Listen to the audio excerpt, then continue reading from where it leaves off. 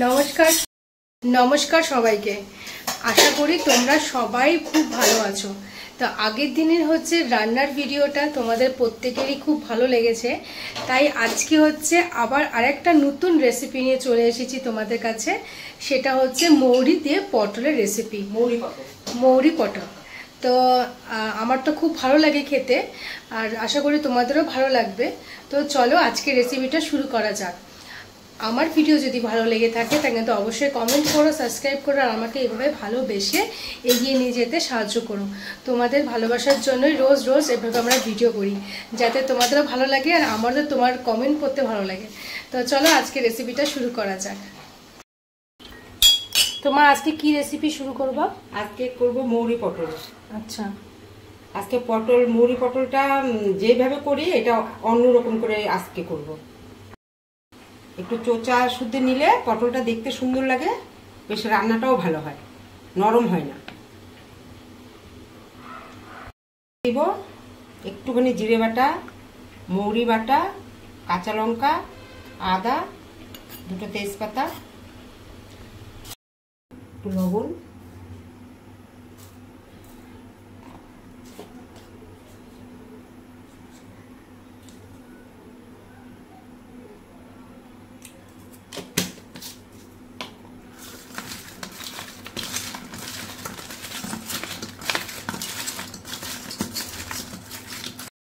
জিরে মৌরি কাঠকলা একটু ভেজে নেব, হালকা ভাবে ভেজে নেব।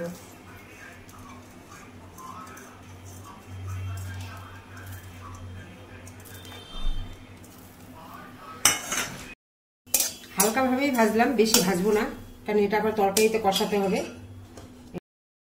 হালকা ভাবে ভেজে নিলাম, গন্ধটা ভালো আসবে ওর জন্য একটু ভেজে নিলাম। এখানে কিন্তু জিরা আর মুড়িটা হালকা করে ভেজে নিল মা। এখানে পটলটাকে ভালো মতো করে কিন্তু ভেজে নিতে হবে, একদম ভালো মতো করে, তাহলে যত ভাজবে তরকারিটা স্বাদ কিন্তু ততটাই ভালো আসবে। তো এটাকে ভাজার জন্য ভালো মতো করে আমরা কড়াইটা তেল গরম করে দিয়ে দিলাম। এখানে ভেজে রাখা মৌরি আর জিরাটাকে আমি হচ্ছে মিক্সার গ্রাইন্ডারে দিয়ে দিলাম, এবং দিলাম 2 টুকরো আদা আর 2টো লঙ্কা দিয়ে এটাকে ভালো মতো করে পেস্টটা বানিয়ে নিতে হবে।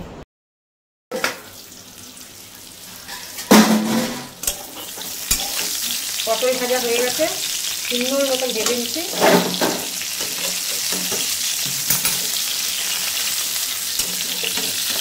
সুন্দর করে একদম ভেজে নিচ্ছি ভালো মতন।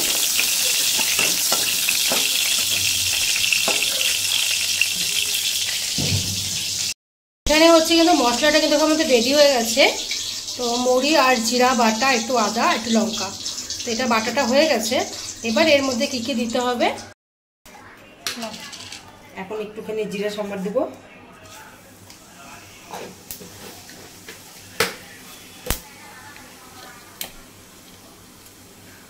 একটু গরম মশলা 2-3টা, একটা এলাচ, একটা দারচিনি, একটা লবঙ্গ, এই 2টো তেজপাতা,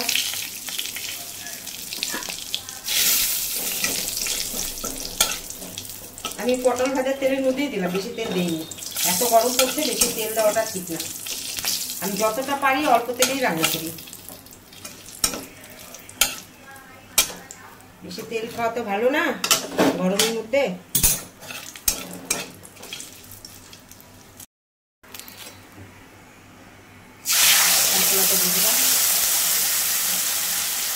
বাকি দিয়ে জল দিব,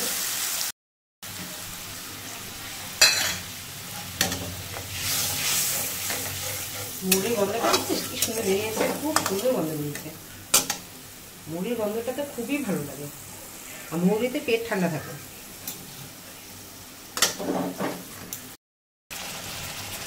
এখন একটু হলুদ দিব,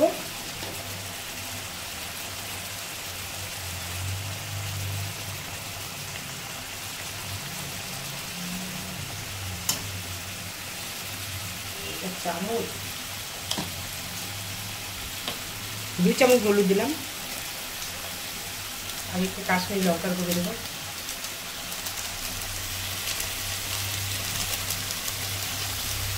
ওই 1 চামচের মতো কাশ্মীরি।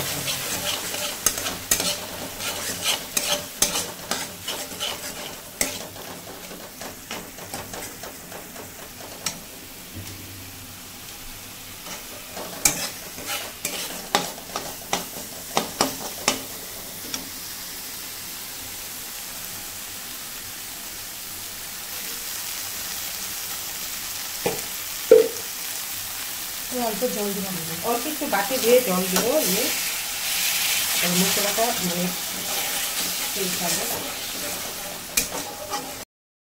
মশলাটা হচ্ছে ভালো মতো কষানো হয়ে গেছে। এখন পটলটা দিয়ে দিব। পটলটা দেওয়া হয়ে গেল।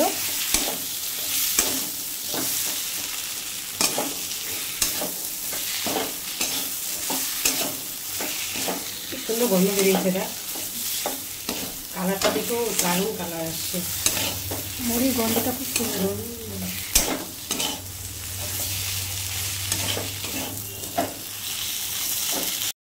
এখানে হচ্ছে জলটাকে উষ্ণ গরম করে নেওয়া হচ্ছে, এই জলটাই হচ্ছে তরকারিতে দেওয়া হবে। টক দই দিচ্ছি।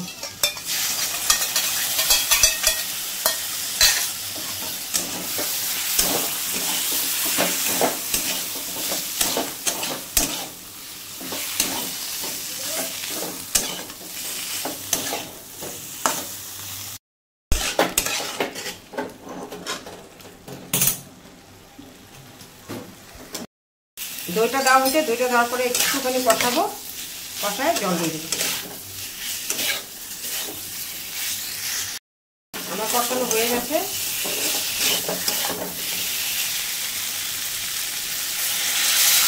ঝোল কিন্তু এটার মধ্যে বেশি দিব না, অল্প।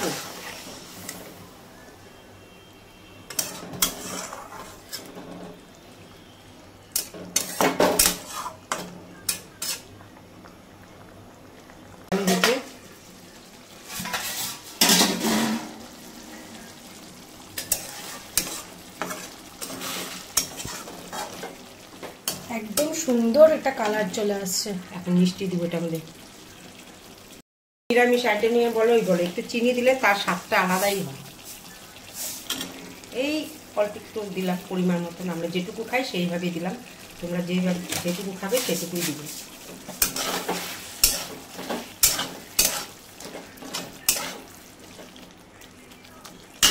দুটো লঙ্কা দিব।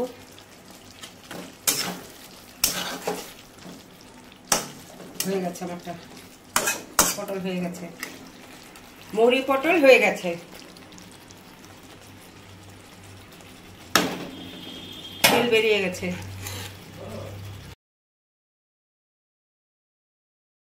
আমাদের কিন্তু মুড়ি পটল একদম তৈরি হয়ে গেছে।